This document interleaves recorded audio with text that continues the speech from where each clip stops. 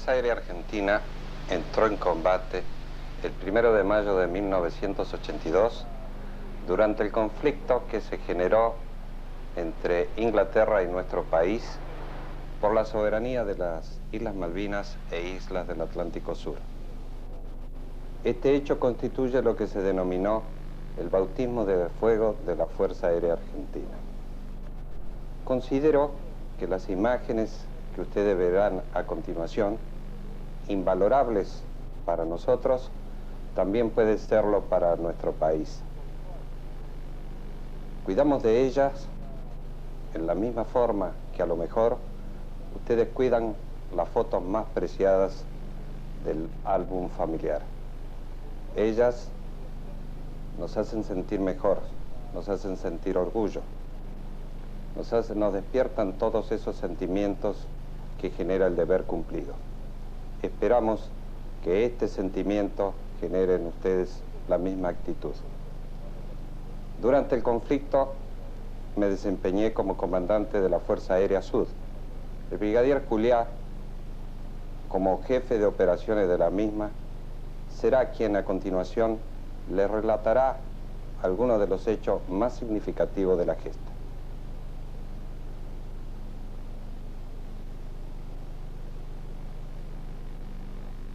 Estos hechos comenzaron a partir del momento que iniciaba el bombardeo por parte de un avión Vulcan sobre la base aérea militar Malvinas, que luego continuaron con un ataque de aviones Harrier rechazado por la artillería antiaérea de Puerto Argentino.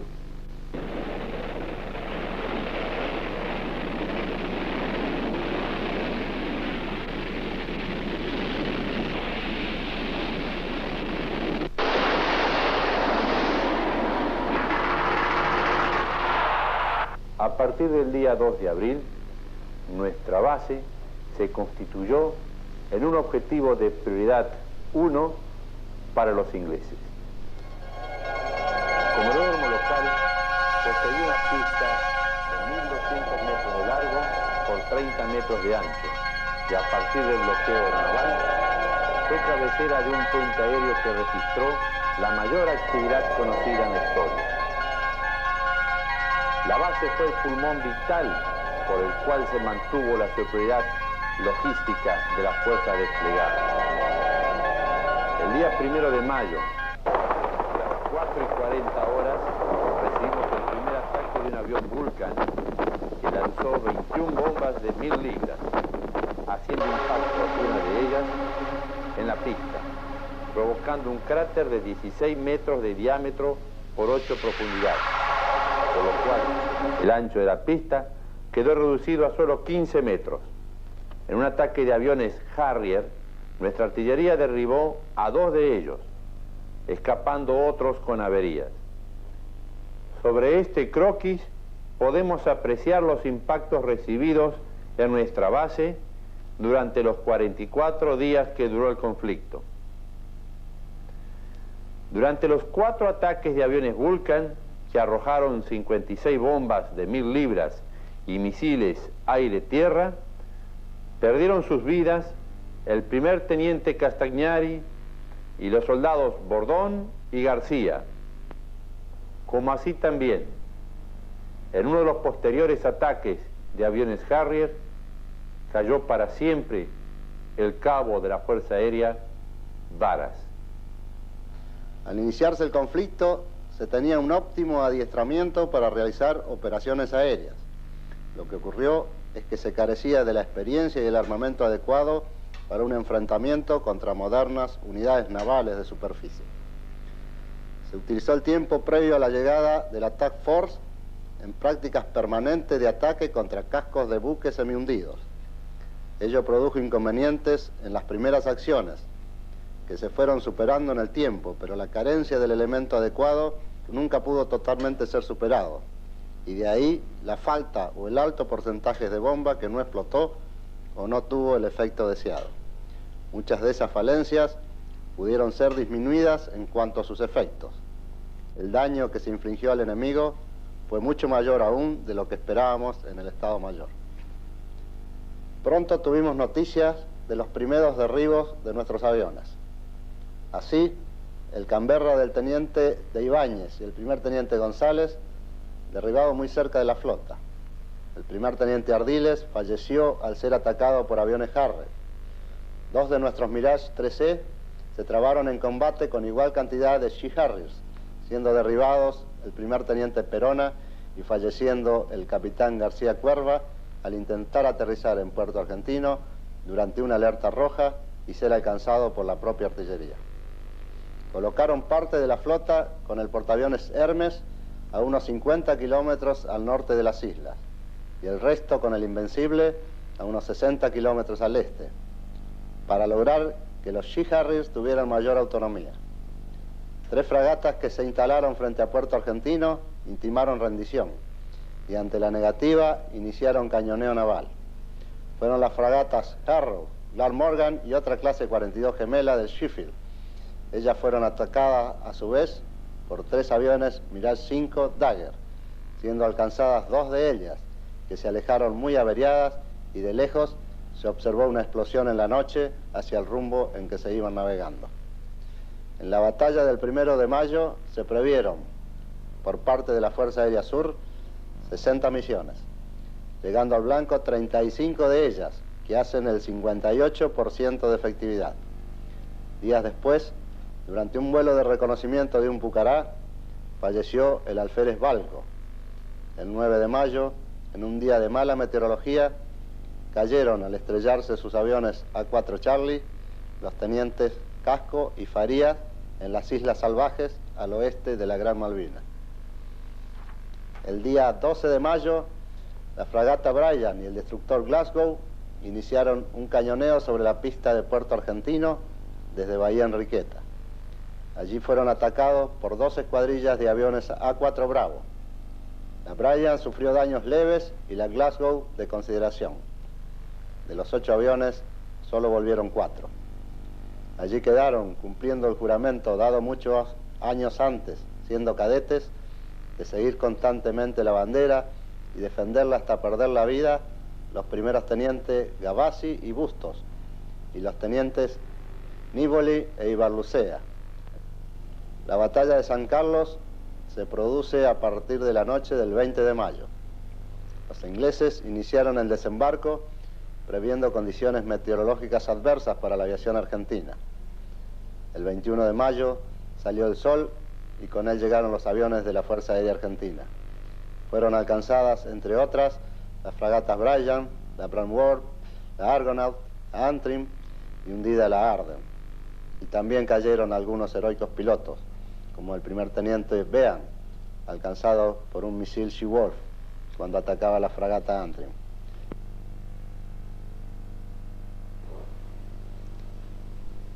Con el alférez Carmona atacamos un buque de desembarco inglés que se encontraba algo al norte de un buque nuestro que estaba en Bahía Rey y que había sido atacado anteriormente por los ingleses y despedía humo.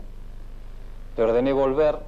Yo continué hacia el norte sobre la costa este del estrecho de San Carlos.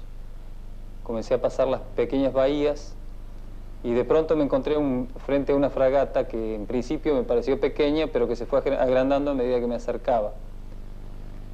Apenas me vieron, empezaron a tirar. Vi los surcos en el agua que se venían aproximando a mi avión. Me concentré en la mira, la fragata. Cuando mi mira entró en la fragata, lancé mi bomba. En ese momento entré un poco como en shock. No recuerdo qué pasó hasta que de pronto vi como que chocaba con las antenas de la fragata. Instintivamente viré a la derecha, pasé muy cerca de las antenas, volví hacia la izquierda y comencé a contar los segundos que faltaban para la explosión de mi bomba. Cuando pasó ese tiempo, pensé que no se había producido la explosión, pero un momento después vi que se cubría de humo. Enderecé mi avión e instintivamente fue como si me achicaran la cabina porque de pronto vi a mi derecha otra fragata. Esta fragata no me tiró. Posteriormente me enteraría que era la Antrim, que había sido atacada anteriormente por aviones Mirage 5 Dagger. La fragata que ataqué era la Ardent, que fue atacada por 2 escuadrillas más de Mirage 5 Dagger y se hundió. El teniente Manzotti y el teniente López murieron al ser atacados por misiles Sidewinder. Fueron derribados, pero sobrevivieron el primer teniente Luna, el capitán Donadile, el mayor Piuma y el primer teniente Sen. El 21 de mayo de 1982, yo era piloto de combate de los aviones Mirage 5 conocidos como Dagger. Ese día, la Fuerza Aérea Sur nos ordena como objetivo 2 fragatas que estaban en la desembocadura de San Carlos, haciéndole cobertura al desembarco británico.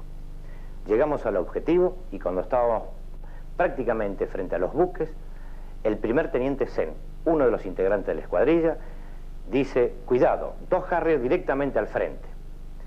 Yo desesperadamente trato de ver y digo: son más de 2. Fue así que decidimos eyectar las bombas y entrar en combate aire-aire. Quiero aclarar que en este combate era un combate desigual. Los Harrier estaban con misiles aire-aire, Sidewinder, y nosotros únicamente teníamos cañones de 30. Fue en ese momento, después de la evolución del combate, que un misil se dirige directamente al avión del primer teniente Sen. Le grito desesperadamente que eluda al misil y el misil impacta en la cola del mismo. En ese momento llamo al capitán Donadile, otro de los integrantes de la escuadrilla, para conocer la situación táctica que estábamos viviendo en ese momento, y no escucho su voz. Me había quedado solo. Fue que al frente y aproximadamente a 1000 metros tengo un Harrier, y que la misma prácticamente se había enfrentado con la mira del avión. Trato de acercarme velozmente y a unos 600 metros aproximadamente tiro mi primera ráfaga de cañones. Al no ver las trazadoras, que son una munición luminosa, suspendo el tiro. Es cuando escucho una tremenda explosión, siento que me estoy quemando y me eyecto. Decido tirarme en paracaídas porque creo honestamente que me muero. Tenía 950 kilómetros por hora y a unos 20 metros de altura. 28 horas después, un helicóptero de la Fuerza Aérea Argentina me rescata y me lleva al hospital de Puerto Argentino.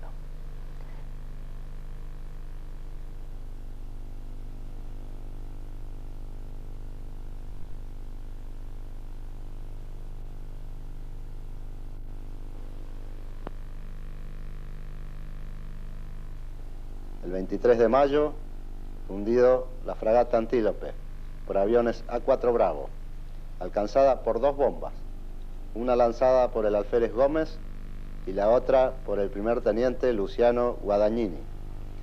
De acuerdo con el relato británico, Guadagnini fue alcanzado en el ala derecha por el cañón de 4,5 de la fragata. Se inclinó, pareció que se iba a estrellar contra el agua, pero luego se enderezó y chocó contra el mástil de la fragata, que se partió con un ruido seco, desintegrándose el avión. Cuando el Antílope aún estaba bamboleándose por el impacto, pegó en su casco la bomba lanzada por el mismo Guadagnini, lo que provocaría su posterior hundimiento al estallar durante la noche cuando intentaban desactivarlo. El 24 de mayo fueron alcanzados por nuestros aviones el Sir Bellever, el Sir Lancelot, el Sir Galahad y un lanchón de desembarco. Por la tarde se eyectaron, salvando sus vidas, el capitán Díaz y el mayor Puga. Ese día, en misión de combate, fallecieron los tenientes Bono, Castillo y Volponi. En uno de esos ataques participó como jefe de escuadrilla el vicecomodoro Mariel, uno de los más antiguos que cumplió esa misión. Salí de Río Gallegos con el primer teniente Sánchez y el teniente Roca como numerales, junto con otra escuadrilla con la misión de atacar objetivos navales en Bahía San Carlos. En la aproximación a Malvinas, el jefe de la primera escuadrilla regresó al continente por fallas y de esa forma 5 aviones continuamos nuestra misión. Atacamos 3 aviones, un buque de transporte grande y los otros 2, uno más pequeño. En la corrida final, al teniente Roca lanzar su bomba, que estimé un poco corta. Esperé una fracción de segundo más, lancé la mía, y salté la cubierta del buque. En ella vi la plataforma de helicópteros y luego me encontré con la inmensidad del agua. Viré violentamente a la izquierda, cerrando el viraje todo lo posible, y en ese instante 2 misiles cruzaron por delante mío. El regreso al continente se produjo en forma individual, como habíamos planificado, y en total silencio de radio. Próximo a nuestra base, cuando pasé a la frecuencia del radar de Río Gallegos, recién pude comprobar que los 5 aviones volvíamos sin novedad. Allí me invadió una gran alegría. Una por saber que volvíamos todos indemnes y otra por haber comprobado que los años de adiestramiento no habían sido en vano.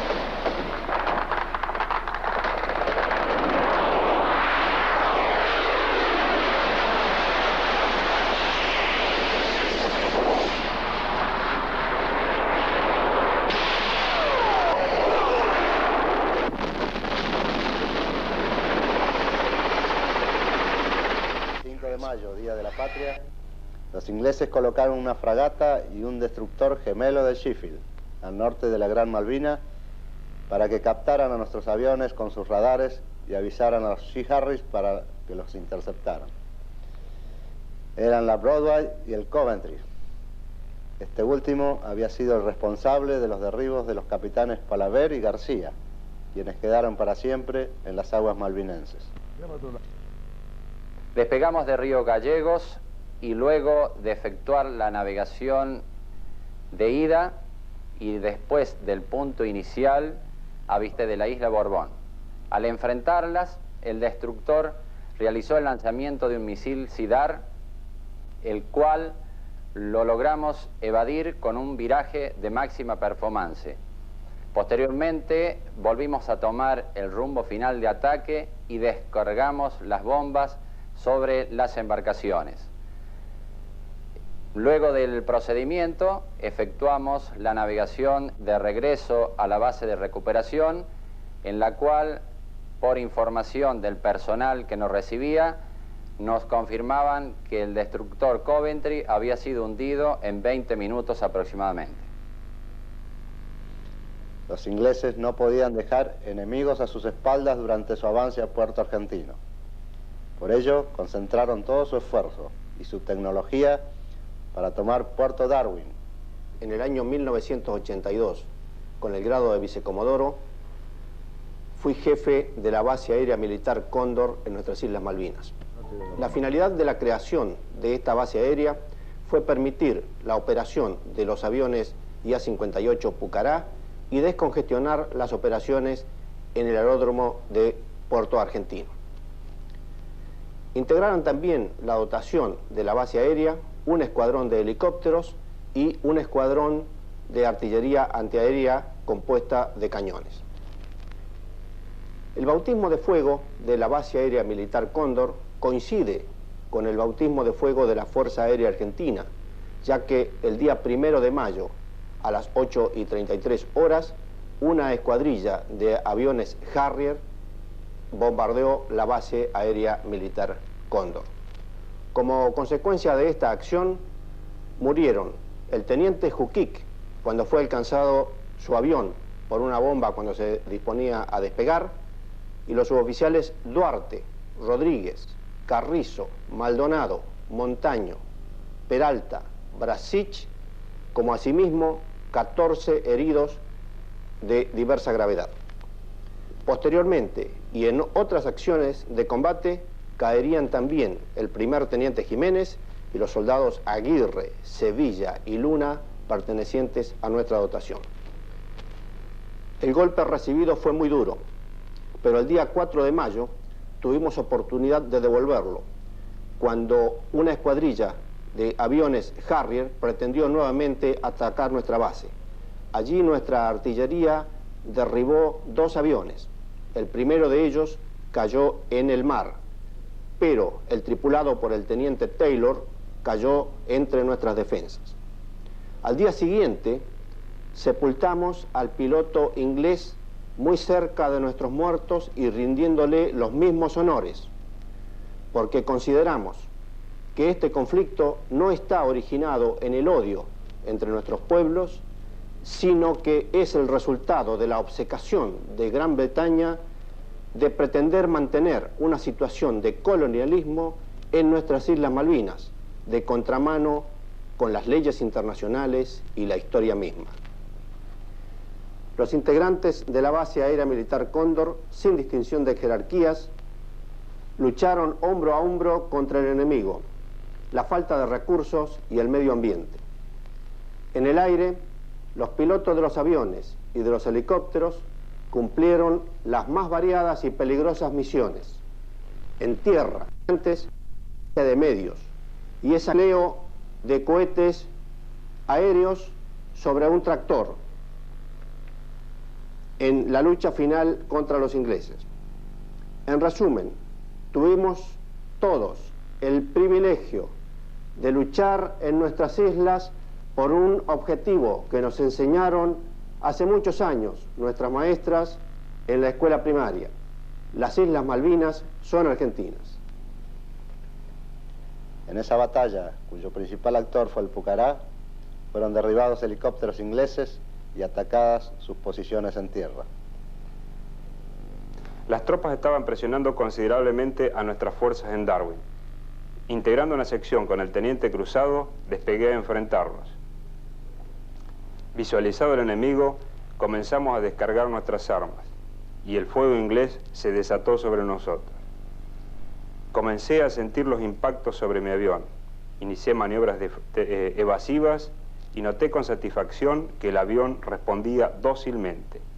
Durante el viraje de salida, comprobé que mi numeral se había eyectado en la línea de combate.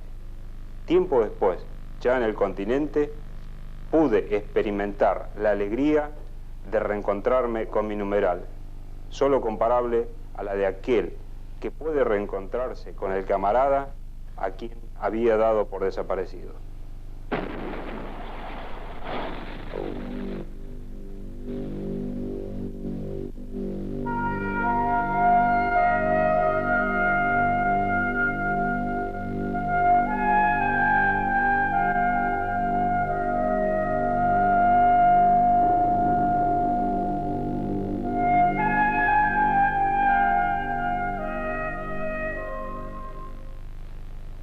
Durante la noche, los Canberras intensificaron su bombardeo, golpeando a los ingleses de tal forma que los llegaron a preocupar seriamente. No podían explicarse cómo lograban tal precisión en los ataques. Fue ahí, como en toda la batalla, el radar de Puerto Argentino que alertaba a nuestros aviones sobre la posición de los Sea Harrier e inclusive, a veces, debido a las condiciones climáticas y geográficas, daba la posición de la fragata. La función del radar en las islas era la de defensa aérea y de guiado táctico de los aviones. Estas tareas las cumplió mediante la alerta a las armas de defensa antiaérea, mediante el guiado de la caza interceptora para sacarle de encima los Harrier a los aviones de ataque y mediante el guiado de estos aviones de ataque hacia sus blancos de bombardeo. El radar tuvo una capacidad en las islas que era inesperada. Se debió a las características de propagación particulares de esa zona, que nos permitían ver barcos a gran distancia. Esto hizo que detectáramos a la flota y la ubicáramos incluso a 250 kilómetros de las islas. Nos permitió asimismo dar la alerta cuando los barcos se acercaban a hacer un bombardeo naval e incluso nos permitió coordinar el lanzamiento del Exocet que desde tierra impactó en la Glamorgan. Los que más conciencia tenían de la importancia de este radar en las islas fueron los ingleses, ya que de los 6 vuelos de Vulcan que previeron hacia las islas, 3 los dedicaron al aeropuerto y 3 lo dedicaron al radar. El 29 de mayo, la base aérea militar Cóndor cayó con honor ante la diferencia tecnológica. En el puerto argentino fue abatido el primer teniente Castañari.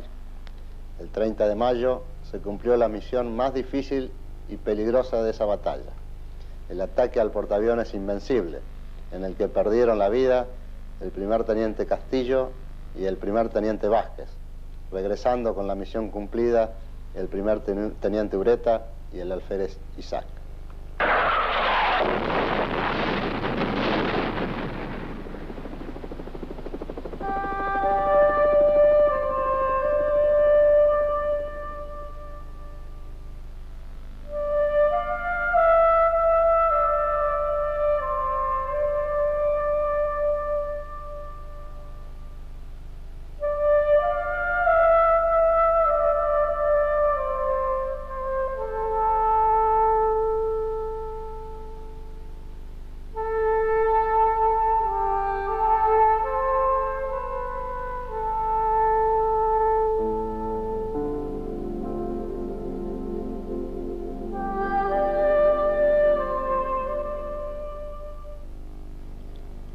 El 1 de junio cayó abatido un Hércules C-130 por un avión enemigo.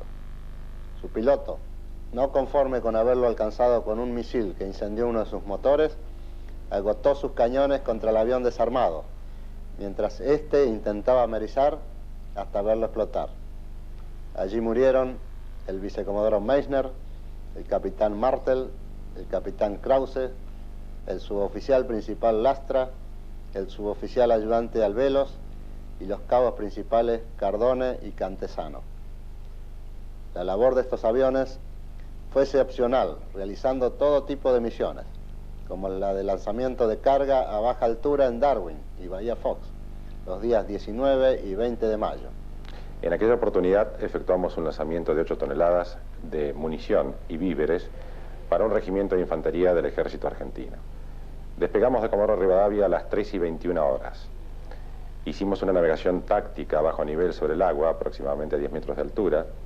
Ingresamos por la bahía de San Julián, cruzamos la isla Gran Malvinas, el estrecho San Carlos y llegamos a la zona de lanzamiento ubicada entre Ganso Verde y Puerto Darwin. Ahí debimos ascender a 600 metros de altura, reducir la velocidad, hacer el lanzamiento de los 8 contenedores, de las 8 toneladas de carga, y efectuar el escape para evitar ser detectados a muy bajo nivel también, rasante sobre el estrecho San Carlos, por la bahía de Ruiz Puente. Las condiciones meteorológicas de la zona de lanzamiento eran bastante malas. Cabe acotar que, como en todos aquellos vuelos que implicaban cierto riesgo, y primeros en su tipo, participó el comodoro Martínez, que era el jefe del Grupo 1 de Transporte Aéreo. Y es interesante decir de que conjugamos en todos los vuelos con las aeronaves C-130 Hércules ingenio y voluntad para lograr eficiencia profesional. Teníamos una predisposición individual y colectiva producto de una actitud mental y anímica hacia el cumplimiento de la misión. El 7 de junio fue abatido un Learjet del escuadrón Fénix con un misil Shidard lanzado desde el destructor Exeter. Ese escuadrón fue nuestros ojos y al mismo tiempo el responsable de que los ingleses no durmieran a través de sus misiones de exploración y reconocimiento y sus pinchadas de radar. Allí murieron también el vicecomodoro de la Colina, el mayor Falconier, el capitán Lotufo y los suboficiales ayudantes Luna y Maritza. Era una mañana sin nubes, como pocas. 2 aviones Learjet formábamos una sección que comandaba el vicecomodoro de la Colina. Desde nuestra altura, 41.000 pies, unos 12.000 metros, divisábamos las islas en toda su extensión. Ya estábamos en contacto con el radar de Malvinas. De pronto, 2 misiles salen de las islas, probablemente de un navío inglés próximo hacia ella, pues sabíamos que en el territorio no había lanzadores que tuvieran tanto alcance como para poder impactarnos. Cuando comenzamos el viraje para regresar al continente, ante nuestros ojos vemos que un misil impacta en el otro avión, el cual estalla inmediatamente. Damos máxima potencia para tratar de alcanzar mayor altura y de esa forma evitar el otro misil, lo que logramos con suerte, para posteriormente regresar al continente con la tristeza que ocasiona haber visto la caída de 5 héroes. Lo denominaron el día 8 de junio, el día más negro de la flota. En un prolongado ataque que duró todo el día, aviones Mirage 5 Dagger, A4 Charlie y A4 Bravo hundieron al buque transporte de tropas Sir Galahad, incendiaron y destruyeron al Sir Tristan, alcanzaron con 4 bombas a la Plymouth y averiaron la Garmund y hundieron el Fostro, además de atacar la cabecera de playa.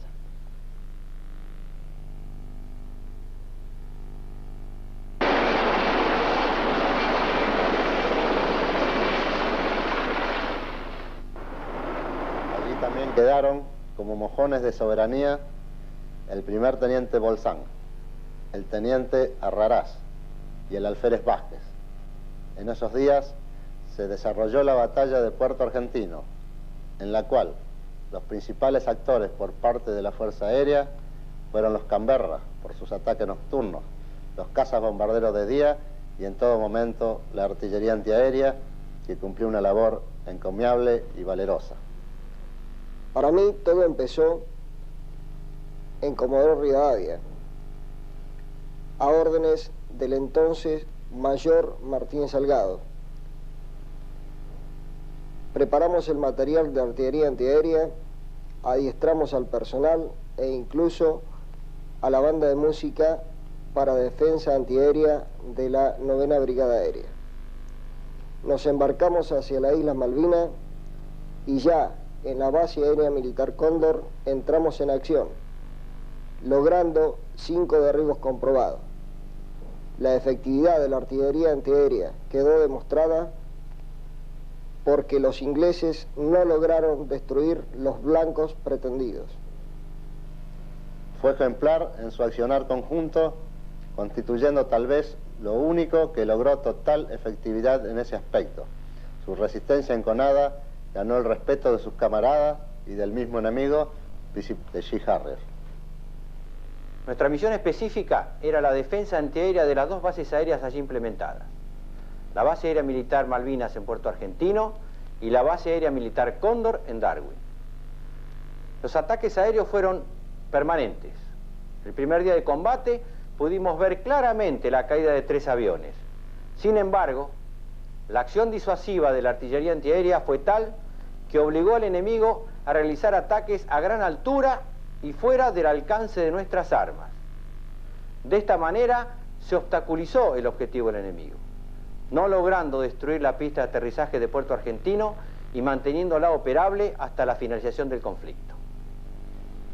Hubo muchos hombres que contribuyeron en este bautismo de fuego, como el personal que tripuló los Boeing 707, haciendo exploración y reconocimiento lejano, los Twin Otter y los Fokker F-27, que participaron en una misión conjunta de rescate a personal herido en las Islas Borbón, los Fokker F-28 en el puente aéreo, el personal de meteorología, comunicaciones, inteligencia, el grupo de operaciones especiales, los heroicos tripulantes de los helicópteros que sin bombas ni cañones se jugaron en las islas para transportar cargas y salvar vidas. Nuestros helicópteros participaron del conflicto del Atlántico Sur desde el primer momento, llegando a las islas a partir del día 2 de abril. Las tareas que realizaron fueron múltiples debido a la flexibilidad operativa que es propia de los helicópteros. Pero como un resumen del trabajo que realizaron, se puede decir que volaron 520 horas en las islas, transportaron 2.000 hombres y 500 toneladas de carga. Cargas tales como piezas de artillería antiaéreas, municiones, cañones, víveres. Transportaron un regimiento completo entre las proximidades de Puerto Argentino y Puerto Darwin, bajo la constante amenaza de las patrullas aéreas inglesas. Este fue el Regimiento de Infantería número 12. Efectuaron vuelo de reconocimiento sobre el mar, en procura de localizar unidades navales enemigas. Rescataron 10 náufragos y 8 pilotos eyectados. También participaron de la batalla de Darwin, llevando refuerzos hasta último momento. Y 48 horas después, cuando ya las defensas habían cedido, pudieron rescatar a una patrulla de la base aérea Cóndor que estaba compuesta por un alférez y 2 soldados, quienes ocultos en un pozo y cubiertos por la nieve, se negaban a ser prisioneros de los ingleses. La satisfacción de las tripulaciones de helicópteros es haber cumplido el 100% de las tareas que le fueron ordenadas, no haber perdido ninguna aeronave en combate y, por la gracia de Dios, haber regresado sin bajas al continente. También tuvimos el inapreciable apoyo de aquellos hombres que mantenían la operatividad del avión y su armamento. Ingenieros, mecánicos, brindaron todos sus conocimientos y profesionalismo para hacer posible las misiones. Durante el conflicto me desempeñé como jefe de mantenimiento del sistema de armas Mirage Dagger M5. Al ordenarse las misiones de ataque, el equipo de técnicos se movilizaba febrilmente para realizar las últimas tareas de mantenimiento, carga de armas, tales como bombas y cañones, para luego asistir a los pilotos que iniciaban su vuelo hacia los destinos fijados. Toda esta operación transcurría rápidamente como consecuencia de la capacidad del personal entrenado durante el tiempo de paz y del intenso trabajo realizado sin horarios y bajo condiciones meteorológicas adversas propias de la zona. Lanzada la misión, se iniciaba un tiempo de espera durante la cual se hacían comentarios sobre las fallas solucionadas milagrosamente, justamente en el momento que se iniciaba el vuelo. Esa solución de falla no era milagrosa ni mucho menos, sino que correspondía a la capacidad que había adquirido este personal y su puesta en ejecución en un momento crítico. La espera tensa y larga se adueñaba de todos nosotros hasta que avistábamos los aviones y corríamos a recibir al camarada que regresaba. En algunas circunstancias la tristeza nos invadía porque había ocurrido la pérdida de algunos de ellos que quedaron jalonando el camino del honor.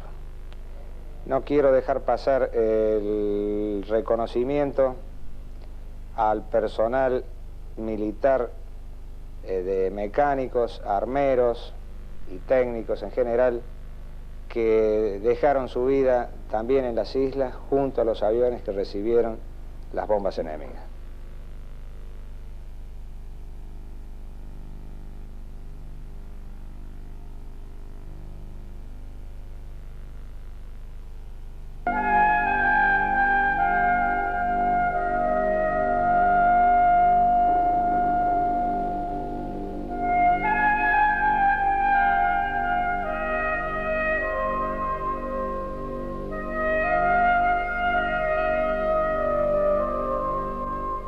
Nosotros éramos los que brindábamos el apoyo en el mantenimiento y reparación de los aviones A4B, cuyas tripulaciones saldrían una y otra vez a cumplir con la misión asignada. Si era alegría verlos partir, comenzaba una tensa espera que se transformaba en alegría al verlos regresar. Volvimos con un poco de amargura, como héroes anónimos, pero con la satisfacción del deber cumplido en la defensa de nuestro territorio. El personal de sanidad, el de racionamiento e infraestructura también colaboraron codo a codo, al igual que los civiles que aportaron sus máquinas y equipamientos para el funcionamiento del Escuadrón de Aviación Civil.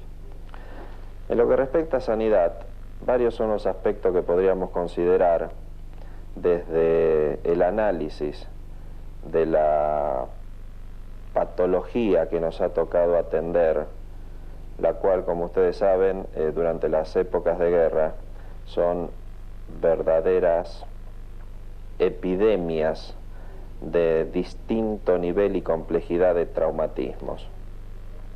Pero principalmente quiero ponerles de manifiesto que en el Hospital Interfuerzas de Puerto Argentino trabajamos los especialistas de Fuerza Aérea juntamente con especialistas de Ejército y de Marina. Brindamos atención a centenares de heridos, a los cuales, una vez completado el tratamiento, los evacuamos en Hércules C-130 y luego en los buques ambulancias Almirante Irízar y Bahía Paraíso al continente. Quiero ponerles también de manifiesto que además de atender a personal de nuestras Fuerzas Armadas, también se han atendido a soldados británicos y es notorio el hecho de que se le brindó todo el apoyo sanitario al piloto inglés Geoffrey Glovers, el cual luego también fue evacuado en un C-130. Trabajar en condiciones edilicias en un ambiente hospitalario en el continente es muy distinto a trabajar constantemente bajo el ataque inglés y especialmente durante las últimas 72 horas, prácticamente la atención que se les brindó a todos nuestros soldados fue sin descanso. La red de observadores del aire, que día y noche dieron sus mejores esfuerzos, y el pueblo argentino que, respondiendo a un imperativo histórico de defender la soberanía, nos acompañó sin claudicaciones durante todo el tiempo que duró la batalla. Las comunicaciones tuvieron un papel preponderante. Hombres como el señor Adolfo Lorea son dignos de mencionar. En el conflicto de las Islas Malvinas, fui comisionado por Pacheco Radio como operador radiotelegrafista para cumplir las funciones de enlazar las Islas Malvinas con el continente. A las Islas Malvinas viajamos un equipo por parte de la empresa de 3 personas, 2 operadores radiotelegrafistas y un técnico.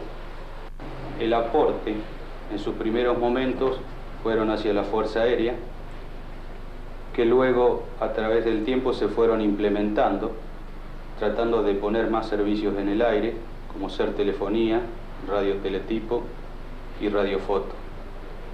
Los sistemas de emisiones eran constantemente controlados por los técnicos, quienes en reiteradas veces se arriesgaban yendo a la planta transmisora bajo el intenso bombardeo de las fragatas inglesas. Terminada nuestra labor en Puerto Argentino, después de casi 55 días de intensas comunicaciones hacia el continente, se nos da como terminada nuestra labor y se nos da la autorización de partir hacia el continente. El día 13 de junio por la noche, víspera del final de las operaciones, un misil derribó uno de los Canberras que estaban bombardeando Monte Kent, falleciendo su navegador, Mayor Casado, y salvando su vida el Mayor Pastrán. Llegamos a un punto estimado de unas 50 millas al sur de Puerto Argentino para poner rumbo norte y aproximarnos al lugar del ataque. Este consistía en el lanzamiento de bombas de 1000 libras sobre un objetivo establecido en las inmediaciones del Monte Kent, sobre las tropas inglesas que avanzaban sin pausa sobre Puerto Argentino. Era una misión de apoyo a las fuerzas terrestres argentinas. Llegamos al objetivo aproximadamente a las 22:55 minutos. Lanzamos nuestras bombas, mi avión y mi numeral, y pudimos observar el resplandor de los fogonazos que varios kilómetros más abajo producían nuestras bombas. Iniciamos el escape con un rumbo sur, aproximadamente hacia el mismo lugar que habíamos ingresado. En un momento determinado, un misil que no pude observar impactó directamente en la panza de mi avión. Me estaban derribando luego de haber lanzado nuestras bombas. Seguimos cayendo con nuestro avión hasta aproximadamente una altura de unos 2000 metros. En la comunicación con mi navegador, el entonces capitán Fernando Casado, habíamos establecido las normas para poder eyectarnos y hacer abandono del avión. Su asiento eyectable estaba fuera de servicio. Me manifiesta que no podía eyectarse. Unas decenas de metros más abajo, cuando le informo que yo necesito eyectarme por cuanto el avión había entrado en tirabuzón y era totalmente incontrolable, ya no me contesta. Hice abandono del avión cayendo a las 11 de la noche en pleno océano Atlántico y fui recuperado o capturado por un helicóptero inglés que en horas de la noche del día siguiente, cuando ya había finalizado el combate, pasó cerca de donde yo me encontraba. A partir de ese momento y durante 30 días permanecí prisionero en las Malvinas. Cuando regresé a Puerto Madryn había concluido definitivamente la última misión de la Fuerza Aérea.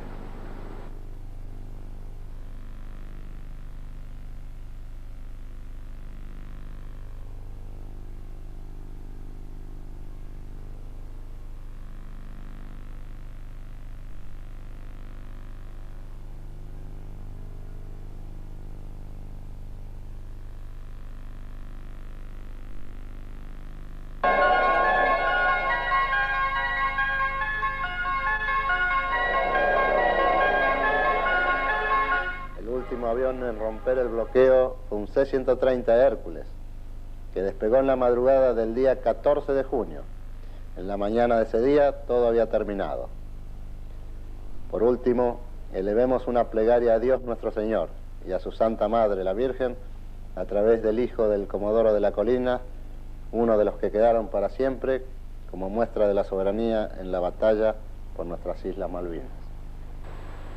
Porque nos diste una patria grande, y porque aquí nuestras madres dieron a luz hijos valientes, para que todos los argentinos, unidos en las causas que son permanentes, seamos leales a lo que se espera de nosotros.